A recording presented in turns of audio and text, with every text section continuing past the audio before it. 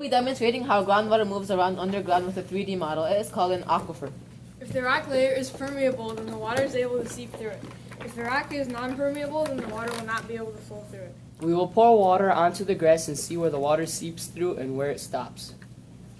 We will determine if the water is able to seep through the rock and is permeable. But first, you have to explain what an aquifer is and what happens in an aquifer. An aquifer is a body of permeable rock that can contain or transmit groundwater. However, there are two types of aquifers, confined and unconfined.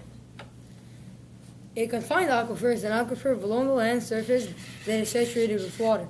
Layers of impermeable material are both above and below the aquifer, causing it to be under pressure, so that when the aquifer is penetrated by the wall, the water will rise above the top of the aquifer. Unconfined aquifers are those in which water seeps from the ground surface directly above the aquifer.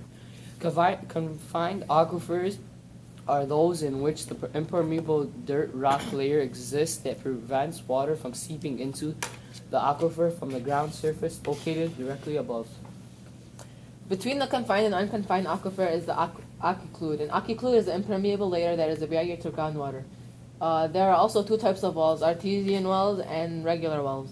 An artesian well is simply a well that doesn't require a pump to bring water to the surface. This occurs when there is enough pressure in the aquifer.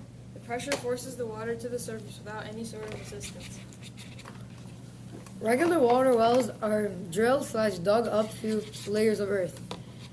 They do this to access water deep in Earth's surface. However, when wells are used faster than the pace of recharge, a downdrain occurs. A downdraw is the difference between the water level in a pumped well and the original water well level. There are also two types of zones underground, a zone of saturation and a zone of aeration. Zone of saturation is the region below Earth's surface in which groundwater completely fills all the pores of a material. The upper boundary of the zone of saturation is the water table. The zone of aeration is the zone between the land surface and the water table in which the pore spaces between soil and rock particles contain water, air, and/or other gases. However, for the zones to receive water, recharge must take place. Recharge is the process by which water from precipitation and runoff is added to the zone of saturation.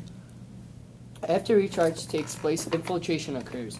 Infiltration is the process by which precipitation enters the ground and becomes groundwater once again.